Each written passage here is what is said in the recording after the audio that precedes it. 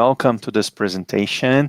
I'm teacher Jeff on behalf of the Global Hub and also Curso de Letras em Inglês. It's a pleasure to welcome you here today. Nicole, pode falar um pouquinho para a gente então sobre a iniciativa Teacher on the Road da IF, que está trazendo a Charlotte para conversar hoje com os estudantes da Uninter? Meu nome é Nicole, eu atuo como gerente de relações acadêmicas na IF Education First, uma empresa sueca que tem 60 anos de vida e 37 anos de operação no Brasil. Essa é uma iniciativa que a gente chama de Teacher on the Road, onde um professor da EF todo semestre vem aqui para o Brasil e ele traz alguns temas de palestras que a gente entrega para estudantes de instituições de ensino selecionadas. It's an absolute honor to be talking to you guys. I will be presenting how gestures, expressions, and actually slang as well, how they vary around the world. I am an English teacher at an EF school in Bournemouth. I studied French, Spanish, and English linguistics at university. I have worked in Paris in France and also in Valencia in Spain. I'm very happy to be in Brazil, and it's the 22nd country I have visited. We are going to cover three main topics. Firstly, we are going to look at a definition of body language. We are going to try to understand some of the body language differences around the world.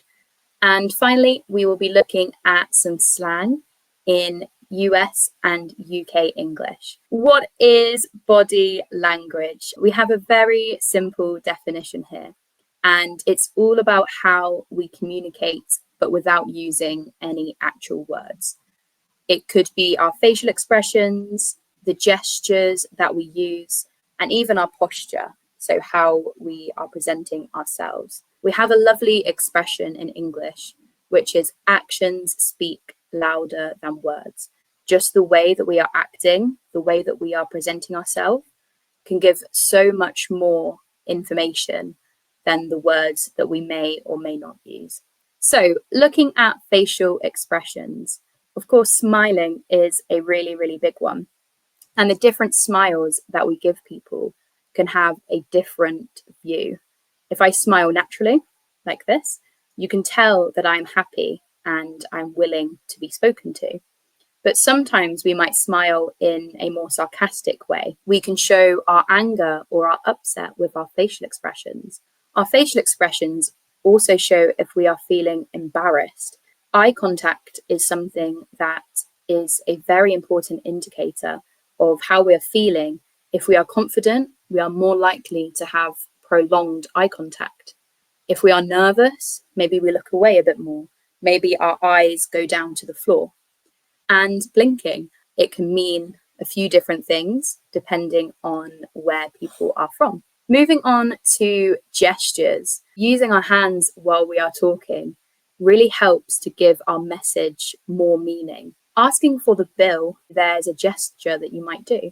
And this can also be very different around the world too. Saying everything is good, it's a very simple gesture, often just a thumbs up to show that you understand, that you are happy. And making a heart shape, it's a very common gesture. And finally, in the third category with others, we have personal space. Some cultures prefer to be a bit further away. Maybe some cultures, it's okay if you stand very close to somebody. Posture, how we present ourselves to other people, can indicate a lot about how we are feeling. And finally, in general, our appearance, the clothes we are wearing, if we have any makeup on, if we are sort of dyeing our hair, maybe it can tell us things about what we like, maybe about how we are feeling on that day. Depending on where you are or who you are talking to, your body language might give some different impressions. The way that we listen to people, the way we look at them, the way we move and react, it tells the people that are listening to us if we actually care about what they are saying. If we are being honest with our body language and our words, this can increase trust, whether that's with a friend or with a company maybe. But we're going to see how they can vary in different places around the world. I'm going to start with some UK specific examples. A lot of countries in Latin America, in Europe, like to greet in a very open, a very, very friendly way, maybe with a hug, with some kisses on the cheeks. British people do not do that. I will only hug someone if they are a very close friend or if they are family. For me, it feels strange sometimes when I meet somebody for the first time and they go straight in with a hug or with kisses. The next one is the peace sign. And this is my favorite thing to explain to my students. In the UK, if you try to do the peace sign this way round, so imagine I have my thumb there, and then I'm going to split my fingers like that, it means something completely different. It is a swear, it's a curse. It's like the equivalent of just having your middle finger up. So in the UK, if you are trying to do this sign, the peace sign, you need to make sure that your palm is facing outwards. We're a lot more reserved. We tend to keep ourselves to ourselves. It's a very common expression we have. Japan are very, very different, actually. In Japan, silence is really, really treasured. Japanese people in general tend to be very happy to sit in silence. It's very, very common in Japan to bow when you greet somebody. It's a sign of respect. The Middle East, it is expected in some countries in this side of the world to only use your right hand. So if you are taking a drink, or if you are maybe eating some food, if you are giving a present to somebody, then you should use your right hand. If you use your left hand, this is seen as dirty because they associate more so the left hand with maybe using the toilet. In the Middle East, there are a lot of differences with how men and women act with whichever gender they are with. There are some differences with how much eye contact they maintain, and whether this has a different meaning. So in general, if I was to do an OK sign, I'd put my thumb and my index finger together. This can be taken as differently. Like this, for me, is okay. But of course, if you're changing your position, maybe having it lower down, then that could mean something else. In some countries around the world, they actually point with blinking. Maybe if they want something, instead of pointing with their finger, they would blink with their eyes, and that is indicating that they want something. The next one is a thumbs up. This is something that is very, very universal, but I have read that in some countries, including Greece, if you do a double thumbs up, that could be seen as meaning something else, and it could be a little bit rude as well. So similar to pointing, clicking with our fingers is something that can be seen as being rude in some cultures. And finally, the hearts. This is maybe slightly a cultural thing, but also with age as well. Depending on how old you are, you may do this in a different way. I've always done it this way. So a little heart with my hands, but also I've seen this version, which is a slightly newer version. And some of my students taught me this version, which I think originated in South Korea. The third main part of this lecture is looking at differences between US and UK English. There are some differences which could be a bit confusing. Just a quick explanation on what slang is. It's the informal English that we use in our everyday conversations. You're not very likely to see it in textbooks. It's very, very common in real life. In the US, you might say, want to grab some coffee? Grab meaning, let's go and get some coffee. In the UK, we tend to shorten a cup of coffee or a cup of tea to a cuppa. We're asking if you want a cup of tea. Starting with our US slang for greetings or people, maybe saying something like dude, bro, or man. Although maybe saying something like bro or man can be a bit more common in the UK, it is very much more associated with American English. If you are feeling beat or you are feeling wiped out, maybe you are feeling tired. If you are psyched, if you are pumped, then maybe you are excited for something. If you are flabbergasted, maybe you are shocked about something or surprised. And finally, super. It's like saying very or really, but it's really, really common in American English. Opinions. Something is good, maybe it's awesome, maybe it's sick, maybe it's dope. If something is bad, maybe it is lame.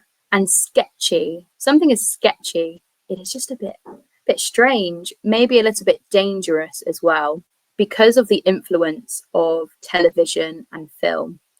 A lot of these words that we have from the US are used in British English too. Personally, I grew up watching a lot of Disney Channel. I grew up watching Nickelodeon as well. So some of these words do appear when I speak as well. Looking at some UK slang, you could be in conversation, maybe you disagree with someone and you say, "Oh, mate, you're wrong." Doesn't have to be your friend. Bloke or lad. If you're explaining kind of a person, normally a man, if they are a little bit older, maybe you would call them a bloke. And sometimes if they're a bit younger, maybe a lad. All right, but with a question mark on the end. This is a greeting. So imagine you are walking down the street and you see someone that you know, maybe not enough to have a proper conversation, definitely not enough to give them a kiss. You'll just say, "All right," and then they will reply, "All right." It's like asking, "How are you?" But you don't expect an answer in return, really. And we often do this head going up as well, like, "All right." And finally, cheers, brilliant word, a must know if you go to the UK. Firstly, cheers has the meaning cheers, but cheers also means thank you. You would say to somebody, "Oh, cheers for doing that." The bus driver more than likely will say, "Cheers, mate." For US English, we had "I feel beat," "I feel wiped out." In British English, you are knackered. It's a silent K, knackered. I'm so tired. If you're chuffed, you feel very happy, maybe proud as well. Gobsmacked. In the UK, your gob is your mouth. So if you're gobsmacked, it's literally you smack your mouth in surprise. And then proper, instead of saying, "Oh, I'm super excited," maybe you say, "Oh, I'm proper excited."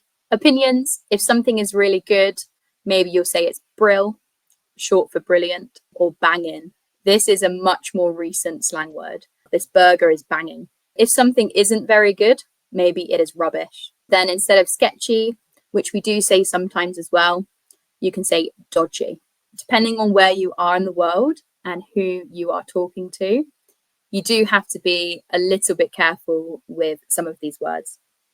Starting with pants versus trousers. This is because in British English, we often refer to our underwear as pants. We refer to our kind of long material down our legs as trousers. The next one is a big one, and you think about food in the UK, and a lot of people will think of fish and chips. So for me, chips are as in fish and chips, the long sticks of potato that you get, quite thick as well. Whereas in the US, chips are like the small potato discs that you eat in a packet that are very crunchy. However, in the UK, we call those crisps. And then fries for a British English speaker, fries for me are just the McDonald's ones. They're very thin. For me, chips are thick ones and fries are thin ones. In the US, all chips are fries. So if you go to the UK and you ask for chips, you'll get the thick, long potato strips. Whereas if you go to the US and you ask for chips, you'll get the discs. Pacifier versus dummy. When a baby is very, very young, maybe their parents will give them a pacifier in the US. In the UK, we refer to this as a dummy. Pass the baby's dummy, please. And finally, this one you do have to be careful with if you're going to the US. You can use an eraser just to make it go away. In the UK, we do say eraser, but we also say a rubber. Like, "Can you pass me a rubber?" In the US, rubber has a very, very, very different meaning. If you ask somebody for a rubber, you will receive something else, a condom. To not confuse my students, I often say, just call it an eraser. I say that word too.